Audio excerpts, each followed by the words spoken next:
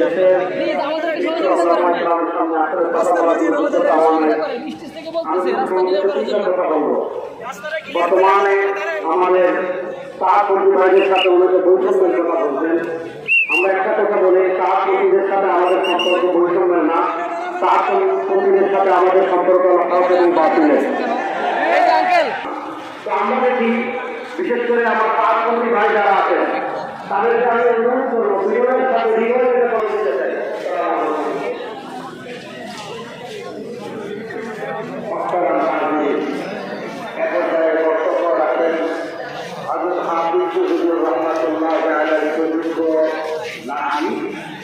ঐতিহ্যবাহী জামিয়া